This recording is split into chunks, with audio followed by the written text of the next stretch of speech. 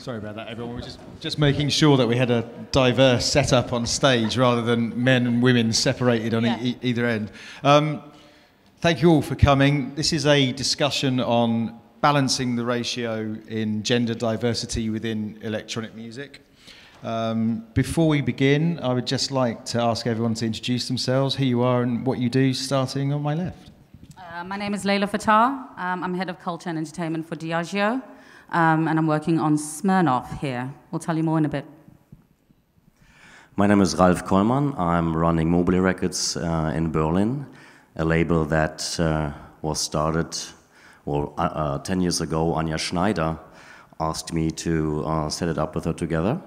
So I have more than 10 years experience in working together with great women in leading positions in the music industry. I'm Kittin, Miss, musician, artist, DJ, whatever you want. I'm Weerasinghe. I'm general manager of Beatport.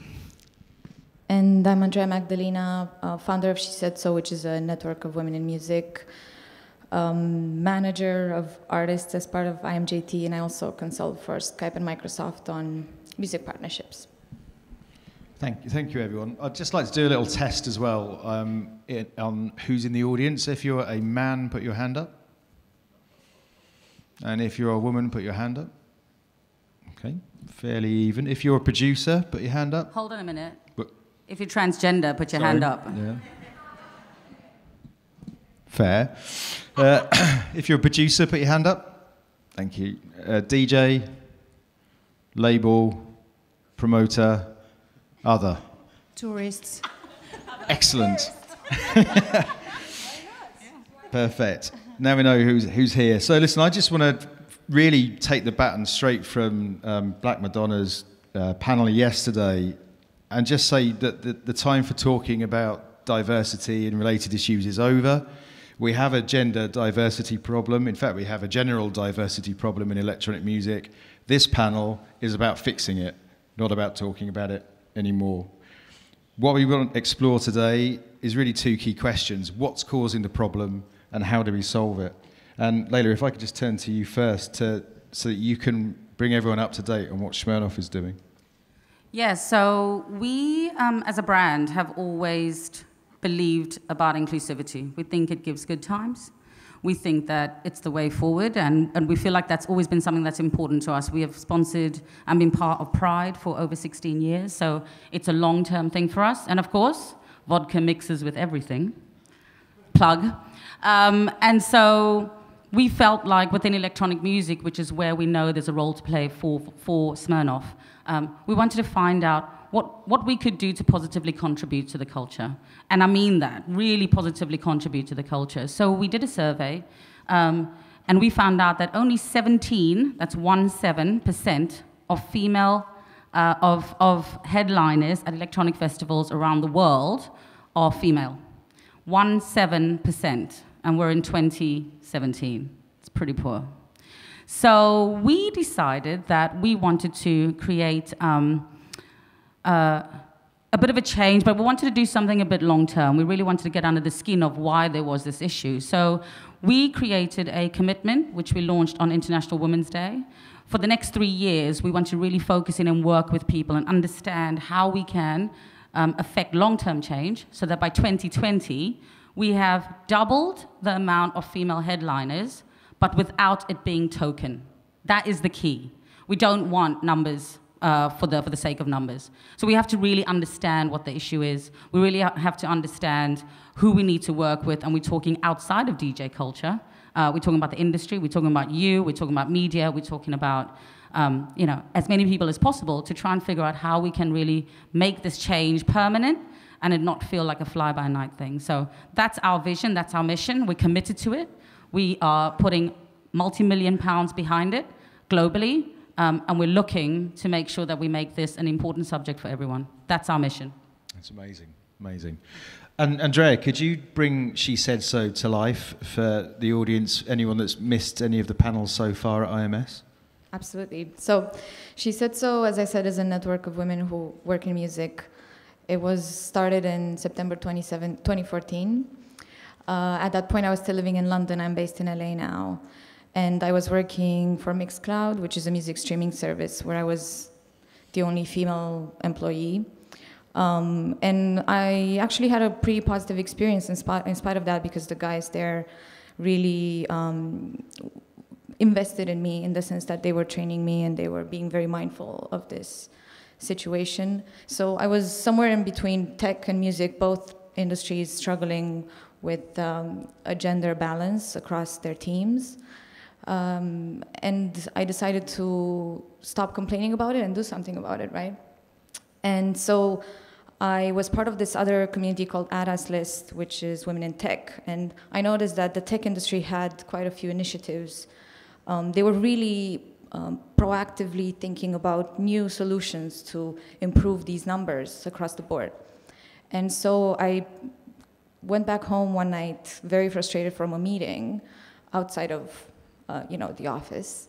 And I decided to set up Shesaid.so and mimic their community and create that sense of sisterhood that perhaps we didn't have, replicate the golf club or the private whiskey bar or the gents club that men had access to for years and years, digitally, online. So it works as a Google group.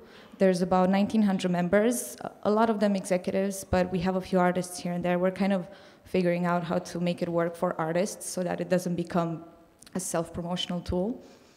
And we communicate on a daily basis, we exchange ideas, we hire, we offer work, we're looking for work, we share opinions about various things that are happening in the industry, everything very career-focused. And so it's a really good support network that we've built for each other to create this sisterhood that I was talking about. And some of the activities that we do are things like this. So the number one step for us was, let's raise awareness, let's make other people care.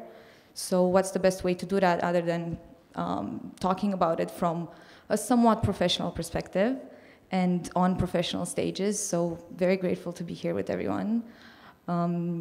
And we organize our own events as well, which are happening in all sorts of cities around the world, including London, where it all started, LA, Berlin, Paris, Lisbon, Belgium, Toronto, New York, Bay Area.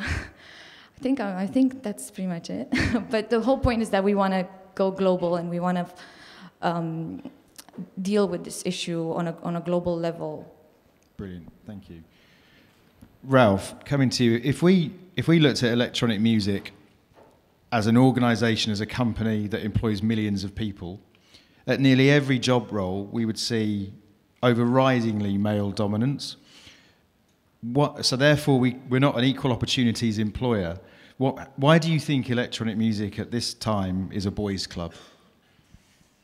I think it. So maybe to start, if I think about when house music was born, it was probably the most inclusive genre in music at that time. Nobody asked about your color or your gender or how much money you're making. Yeah? So in a way, it's surprising that we have this issue now 20 or 30 years later.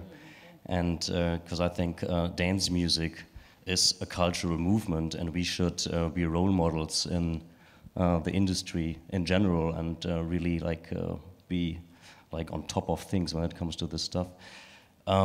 So I guess it's mainly because DJ culture is man driven from the beginning on. I mean, it's like the DJ standing in front of people. It's like the alpha male situation. I guess this is one of the main reasons why back in the days it was a big barrier maybe for women to step into the arena. And but beside the DJs, so we have this discussion about having more female DJs headlining festivals. I think we need to work bottom up and really make sure that women in the music industry, in every segment, are getting promoted, supported, motivated, and just making sure that we we have leading, that women are getting in leading positions. Kittin, if I can come to you, how can we make electronic music an equal opportunity employer? We must be losing or not gaining amazing talent in nearly every aspect of everything we do in the industry by not speaking the right language, by not making our genre accessible to women, and therefore we're losing the opportunity to have amazing talent. What do you think we should be doing? How could we make change happen? I was thinking about this, being asked to do that panel, like what to do, and I didn't have any answer. The only thing that straight up came to my mind was, as a white heterosexual woman, because we are talking about minorities, not only women here, it's good to say it.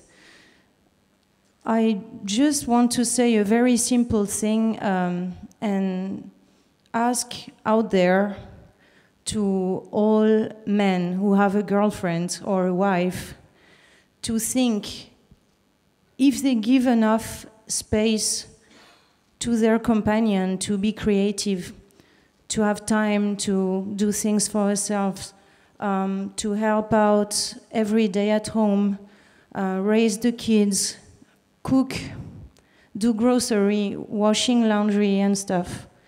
So I think women were kind of programmed to support men for a very long time.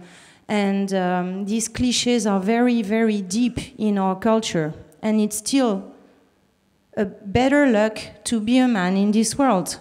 So I think this is, for me, where things should start.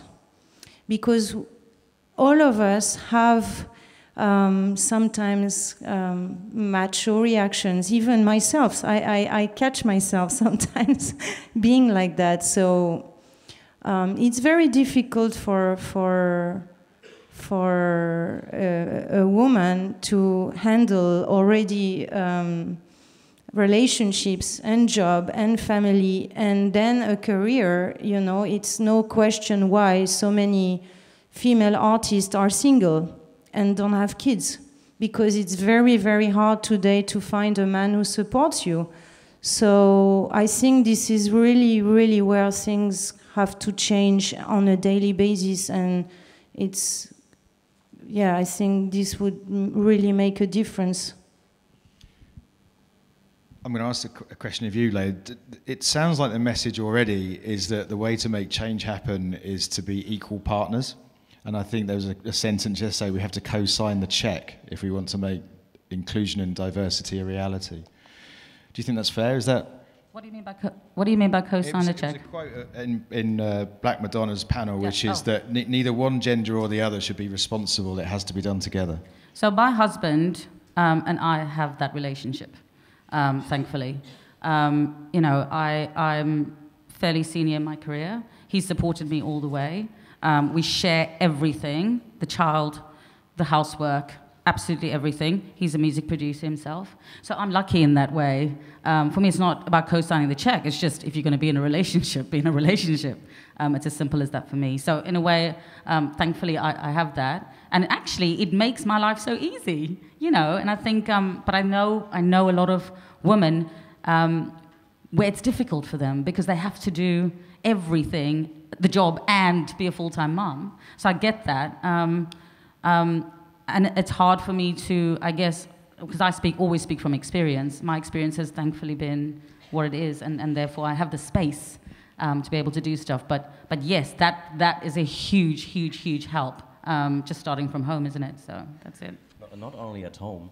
So, of course, your husband, your girlfriend, but also like maybe even your sister or your like the people in your friends network in general. Maybe one thing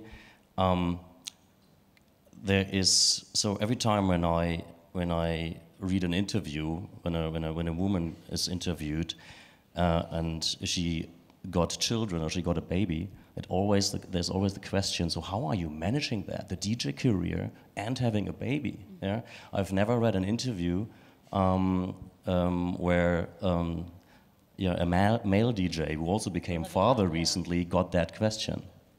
Because they have a girlfriend at home who takes care of the baby, and most men with like a big, situation, professional, work, they have a wife, or they are single, but usually they have a woman to support them. So, and I think you can also put that also in at work, to help each other. Like, I think also men are afraid that women who succeed will, they will take more light. And no, I think this is our job to show that it's in everybody's interest to share that, and we don't want more power. We just want to be ourselves and not be qualified as a female artist or, transgender, blah, blah, blah. That's the point. How can we change that? That's like harder. There's a question, and I'll bring it back to, I guess, the audience even. When people are booking females, or rather in our case, not booking females, is one of the reasons because if someone has a child or has a husband or whatever it is, does that affect, and they go, oh, at some point they're going to give it all up, and is there that assumption within the industry? As a question, I don't really know. I actually think there's kind of a simple reason why this keeps perpetuating itself, which is that how electronic music has evolved. We used to have DJs, we used to have producers. Now DJs have to produce music because it's their business card. It's 5 minutes of their sound. And if you stroll down Beatport or Traxsource, it'll take you quite a while to find a female producer, which is where the problem, if you keep going down and down and down, you start to find the causes. Because if the majority of producers that are selling on Beatport and Traxsource are male, then the majority of DJs will be male, because all of the business cards have got men's names on. So what to do? Well, this is going to turn to Terry. Terry? What's the responsibility from Beatport to raise awareness and to try and make change happen? We're basically employing positive discrimination to do it, and it's the only way to do it. And I see people who groan when people balance out the number of men and women at a conference. Like I did see that happen at IMS this year.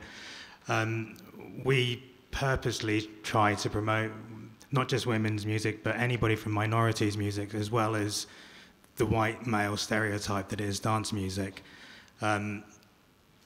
I think the sad truth of it is, even though we've been quite heavily doing this for the past year, we haven't seen a massive uplift in the sale of female DJs' music on Beatport. And when we do post things about females, we do see a lot more discrimination than you'd ever believe. And considering, pioneers happened a long time ago, it's crazy that we haven't got over this, where a DJ will perform a live stream for Boiler Room and you see comments below it that say, I had that. You had that? Oh, yes.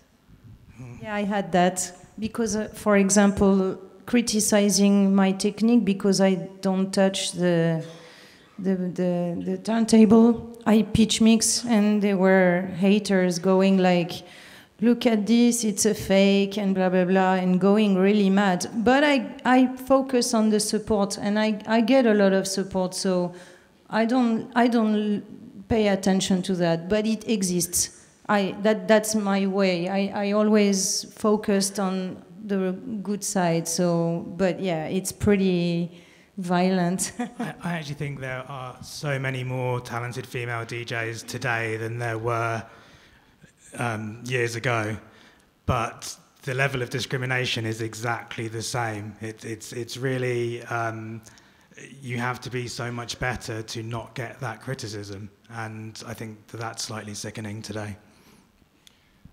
So if we keep going back, because we fall into the trap of making this all about DJs. Now we've moved down a peg, we've gone to producers. As a label boss, Ralf, you are the gatekeeper to diversity in terms of recorded music. What steps could you take to have a more diverse roster on Mobilee? So, by running the label, or like Anja Schneider like founded this label together with me. So there, from the beginning on, we were like looking for and supporting female talents. That was like it's part of our DNA. I must say, from maybe 50 to 60 demos we get every week, I don't remember when we got a demo from a woman recently. On the other hand, this is like the producer DJ story again, but it's also like so. For example, we have like 2 great women. Like we just have 3 employees, but 2 of them are women, and one of them is a single mom. And we wanted her specifically because she is a single mom. Because who else than like a company in dance music, which is pretty easy and flexible. Can offer like this job to a single mom. Like, so it doesn't matter if she's coming at 9 or 10 or 11. Yeah, if there's something urgent, she can leave and do the work from home and so on. I think that is like something we need to embrace. But at the same time, when was the last time you saw a record label facing the situation you are with not enough demos coming in from female producers, use their social media channel and say, can I have some demos from female producers, please? That is a good idea. We got till 2020, so, we've got steps to take. Yeah. I just don't think we're going, we don't have the silver bullet right here. No, it's about figuring out what we can all do. We all know the different moving parts of our industry. Yeah. If the issue is proactively or for whatever reason the diversity isn't happening, then men have to take responsibility for driving it by asking for it. And I mean by asking and giving the incentive to them, say, look, send them in.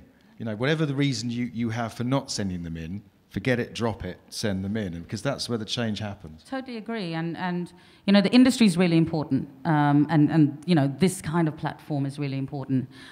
Question back to you. What's your ratio on the AFEM at the moment?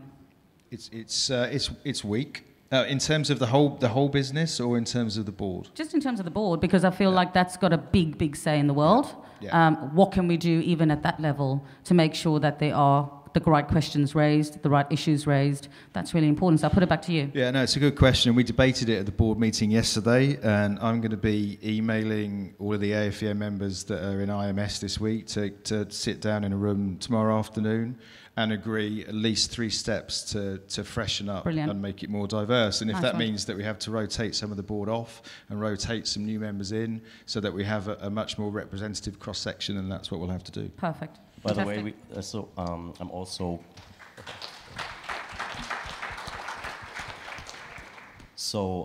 I'm also at the executive board of the AFEM, and there's one woman in the executive board. This is Elizabeth Moorhead, and she's one of the driving forces.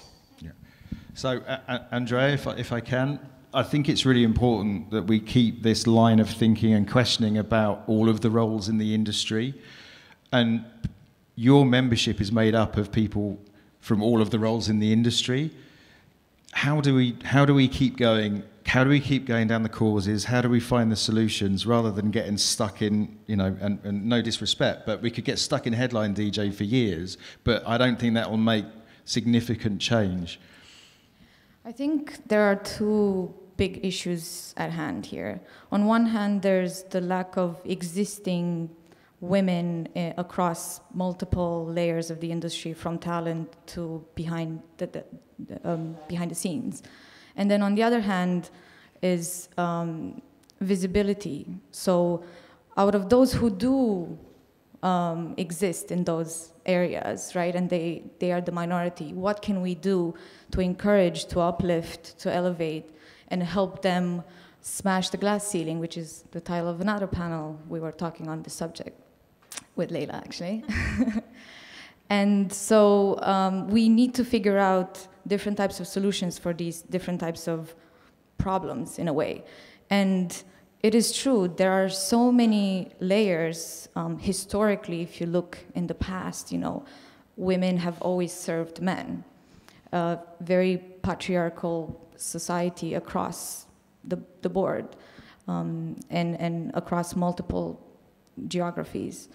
And so there's a very deeply rooted systematic thinking that we have to change here, and that's a complex issue, and that's why we find it so difficult to come up with these solutions, because there is no straight answer and there is no one answer. It's quite a long-term process that we all need to engage with, men and women together, to find those best solutions. And obviously I can go all the way back to early life indoctrination, where baby girls have pink rooms and they play with dolls versus boys who play with toys. And there's a very early sort of implementation of a certain type of thinking that boys should be like this and girls should be like that. We need more Dora the Explorers in our cartoons, and we need more wooden toys that are gender neutral and gender neutral clothing and so on. And so that's, I guess, not as connected to our industry, but we are people who, some of us become parents, and so we should push that and use our industry, our visibility, because we do have such a huge effect, such a huge impact on future generations and on the media and on our peers. So we should use our platform to suggest those things. So here we are doing that. But I actually think your Dora the Explorer point is very valid, because we are a young enough genre and industry to get a hold of ourselves. I think if you went to 100 schools and went to every classroom and said, draw me a DJ, I have a funny feeling it would be a male DJ. You would be surprised, actually. There's a organization in the UK, I forgot what they're called, I think it's Future DJs, Judy from Fabric mentioned that. So it's two guys who go from school to school in England to offer DJ classes and music production classes to primary schools. And when they go and they ask kids, who wants to learn about this, I think about 70% or so are girls, surprisingly enough. So that's your answer right there. It's not like there's a difference between the female brain and the male brain, that girls are, or boys are intrinsically more interested in DJing or in music production. But my point was, who would they draw? If you said draw a DJ, not do you want to be one, but who would you draw? I fear that we've codified the role. So a fireman is a man, a nurse is a woman, pink rolls, blue rolls, all that nonsense. And I think DJs have become men in the mindset of society, and that's something that we've got. If we get it early enough, we can change it. And I think it's a branding situation here. Look at all the branding within dance music. It all tends to be kind of dark and aggressive, and in some cases, sadly, using the female body as a way to sell. So maybe we can make these incremental small changes, right? You wouldn't think that using more yellow versus black might have this big effect, but it might just have it. So why not give it a shot? Why not look at these very minute details and see what happens? Kittin, does that make sense to you? Totally. Of course, like this thing, like the school thing, and of course I'm asked a lot by girls how to be a DJ, how to be, producer. So I know out there is a lot of girls who are dreaming to express themselves this way. And the only thing I can say is, like, do it. And of course, don't expect anything, because you are not gonna get like a lot of support. You may become an outcast. Your family may reject you because you don't become like a doctor or something, but freedom, you have to earn it, especially as a woman still. So I'm just talking now as like a short-term advisor or something, but yeah, girls have to do it and do it by themselves, and not expect any boys or anybody to support them. If support comes, then great. But I think, you need a lot of courage and a lot of determination, but you learn so much on the way. I'm the perfect example of such a road, you know. So this is basically the only thing you can say right now to girls. It's this, to not to listen to what people say and just do it and be driven, you know. Yeah. I've got a joint question to Leila and Andreea. As a once incredibly inclusive genre of music that seems to have lost its way somewhat, should we, and your point, there were lots of small steps to make on a long journey, should we voluntarily sign up to an inclusivity charter that has some of those small steps so that the organisations that operate in electronic music are constantly reminded to think differently and do differently? This is definitely something that we want to do with Shesaid.so as we become more official. We got started in a very grassroots level. It was all about creating that system of support because it doesn't naturally exist. And so we did that. We raised awareness, and now we're at a point where, okay, things are a little bit official. People are looking at us. Let's do something. And something that Leila has already done with Smirnoff, encouraging, I wouldn't say force, but encouraging certain music companies to sign a pledge, to commit to a pledge, whereby they are taking proactive steps towards tackling this issue. And something that we want to do in that sense as well. I haven't figured out how yet. I think my first step is going to be investing in a little bit of research, so we have really extensive, legitimate numbers that show exactly how many women are involved across multiple layers of the industry, from DJ talent all the way through to, you know, office manager, interns, and so on. And then the second step for us, something very practical that we're working on right now, is to implement a mentorship program, which at the beginning is going to be between Shesaid.so members, because it's the easiest way for us to control and figure out what works and what doesn't, and then encourage that across different genders, across different companies, in a way that, you know, makes mentorship a little bit more, makes it look a little bit more attainable and not such a scary official term, right? Because anyone can be a mentor to anyone else. If you offer advice in one's career, and if you do have that opportunity, I would highly, highly encourage anyone to do it. I wish I had someone to teach me how to negotiate my salary when I was at the beginning. Tell me, oh, actually, you should not write that email that way, because they don't teach you that in school. You know, you go to university and you learn all this dry blocks of information, but no one really teaches you the practical side and how the industry is actually mostly relationships-based. So how do you work on that? How do you navigate those relationships, those social layers, and so on? And so if one of us here on stage could offer that advice to someone who needs it, it doesn't have to be a young person, right? There's multiple people who want to simply switch careers, for example. Let's not have that stigma against age, against other layers of discrimination that might occur. And back to that point, Kittin, when you mentioned that as a female, as a woman who's heterosexual, you have it the best. It's true. If I look at Shesaid.so across all of our members, I would say 75% are white women.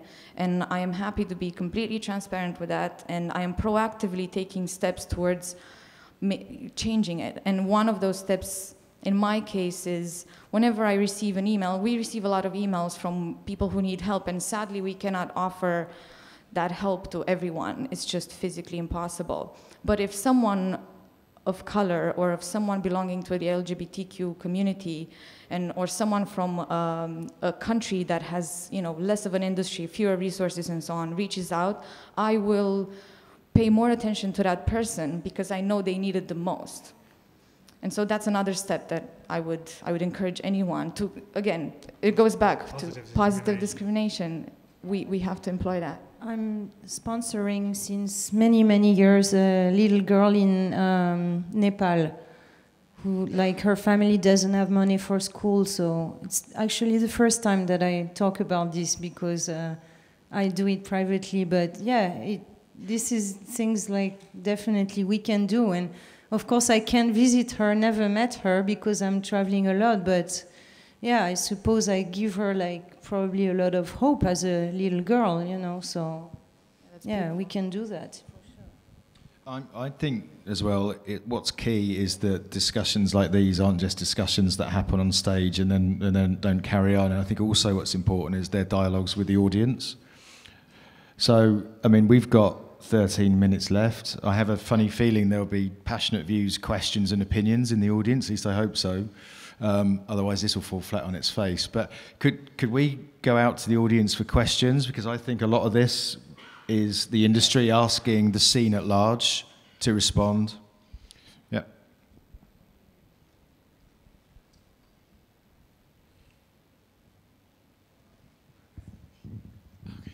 Hi, my name is April Price. I'm originally from New York, but based in Berlin right now.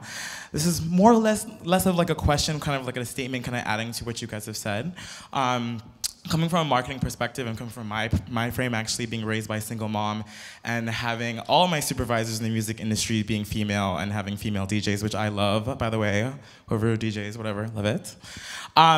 Really going to the branding talking standpoint, because every time, you know, I go to a music festival, or say I'm watching music festival promo content, or like say if I tune onto YouTube and I put in like deep house mix, what do you see typically on the pictures?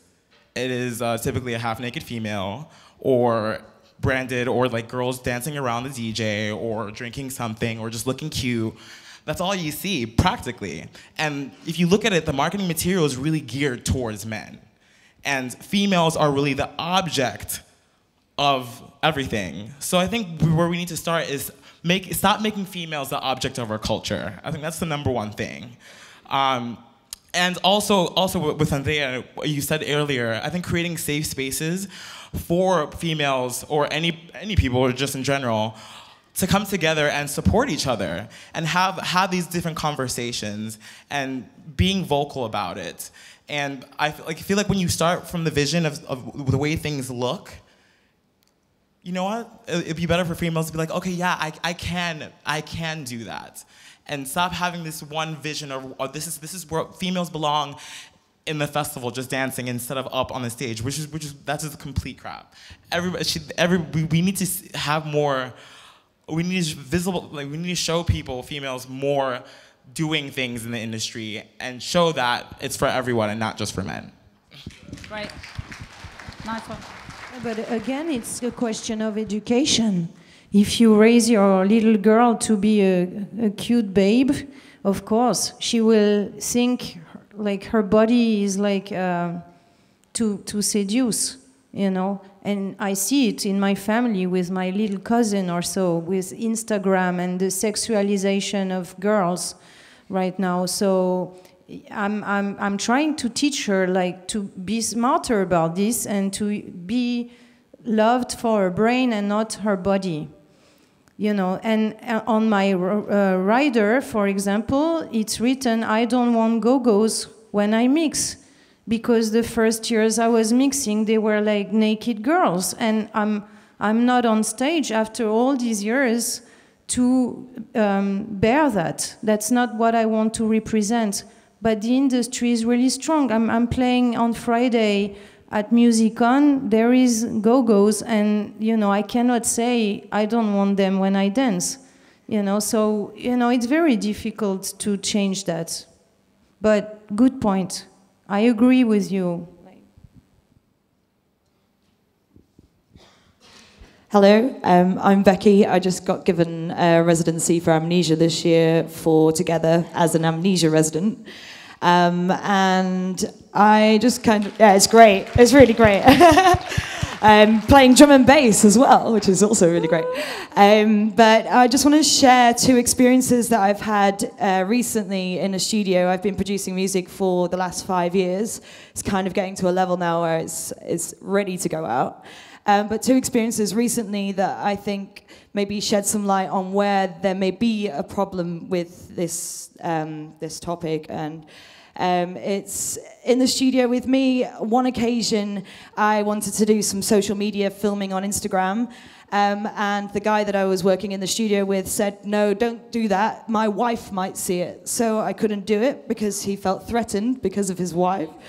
Another example is a relationship that was damaged because of a guy that had a wife. And then another incident was when I was in a studio and the guy started to touch me up and feel me because the relationship was not about the music. It was about let's get together and have sex. That's shocking. So, yeah, it's shocking. It's shocking. But this is what we experience as women in the industry. And I do think that the problem is not about women trying to make a stand. It's about men who need to treat women differently. And I think maybe next year at IMS we should have a panel where it is just one woman speaking to an entire panel of men about how men should treat women differently in the industry. I think that is... In everyday life. Yeah. Huh? In everyday life. Yeah, you know, in everyday because life, in the streets as well. Yeah, like, but and a sort of question is, what do you think about that? I know I'm supposed to be the bad cop, and I know this is happening a lot, but I do like to think at the same time that the industry overall is doing a little bit better than that, and is progressing in that more positive direction. I know there are cases, many of which don't come out because of various reasons, because you're scared you're gonna ruin your career or your chances of even having a career to start with, and you might burn bridges and so on. But I personally have been lucky enough to be surrounded by men who were either supportive or at least neutral towards that, and had never even displayed any behavior along those lines. And maybe that's just me being lucky. But I do admit that, for example, when I moved to LA for the first time, and I was having meetings trying to get new clients, and the moment, then they would be interested in me, and the moment I mentioned I'm married, their faces would change. And obviously I was frustrated. My thinking was, they either want to get in bed with me, which in many cases I didn't think that was the case, or there's something a little bit more complex at hand here, which is they're thinking, okay, she's recently married, she's going to have a kid most probably in the next year or two, which means she's going to take a lot of time off, which means she's not going to work as hard, right? She's not going to be as invested in her career potentially, so why would I invest in her? And this is where, again, it goes back to us as an industry lobbying for various policies to change within governing bodies, where we should look at Sweden perhaps and suggest equal maternity-paternity leave and other situations like this where it has a real effect on how women are perceived at work and being given equal, exactly. Just to add to the point as well about individual men behaving badly, I think it'd be very powerful to have one woman raise the issue with a group of men, but the most powerful policing of male behaviour would be by other men saying that's not acceptable, and I think that would be a really strong behavioural change. Another question? Yeah. Hi there, thank you once again. Basically, education is what it's all about. My teenage kids here from the age of 12 or 13 at school have been completely comfortable around other transgender kids, never had the same problems I did sort of 50 years ago. I never met a transgender person until I was in my 20s. But things are improving on that front. They really are moving forward. What really does sicken me is how confused people get with tokenism and positive discrimination. They're two completely different things. And yesterday, when I brought up the case, and the risk of boring you all, I'm going to bring it up again, the biggest dance music organization in the States, Ultra, an Ultra on the road, who had tripled their ticket sales at their festivals last year, had 3% women artists on their roster. 3%.